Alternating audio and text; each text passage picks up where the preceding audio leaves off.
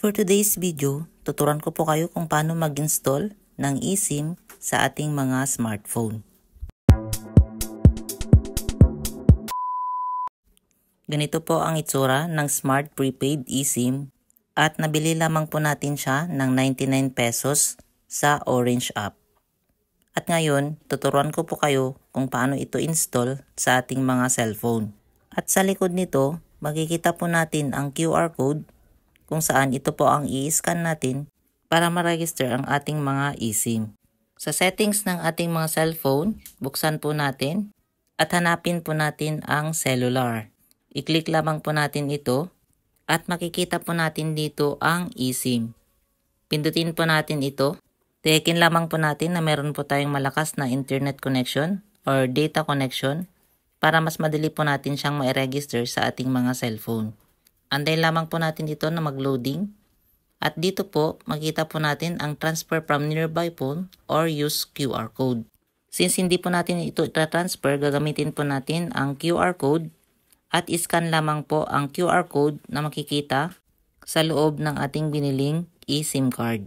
Hintayin lamang po na matapos mag-scan at ngayon pindutin lamang po natin ang continue.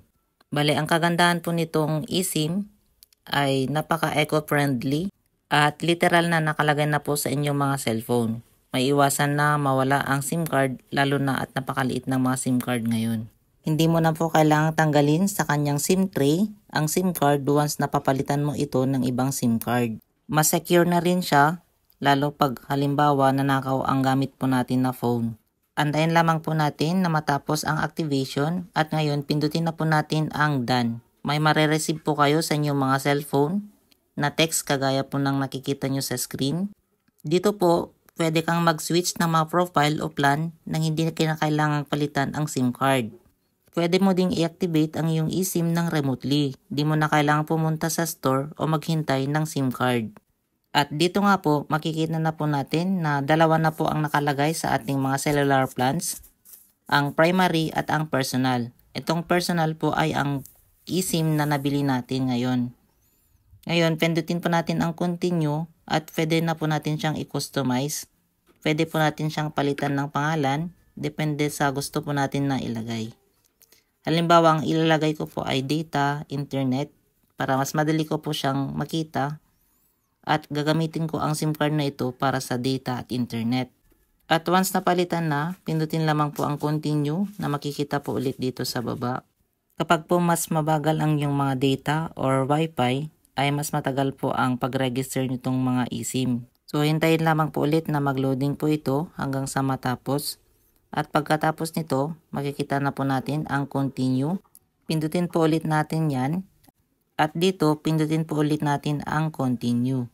Dito naman po sa cellular, i-on lamang po natin itong allow cellular data switching para if ever walang signal ang isa ay makapag-switch po sa ibang SIM card ang ating mga cellphone. If ever na gumagamit po tayo ng data at in case na nawalan ng signal ang isang phone or isang SIM card. Then, i-check lamang po ang SIM card na gagamitin po ninyo sa cellular data and then press done.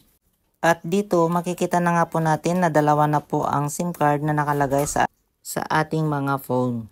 At ganito po ang text na matatanggap ninyo once na activated na po sa inyong mga cellphone ang eSIM na binili po ninyo through QR code.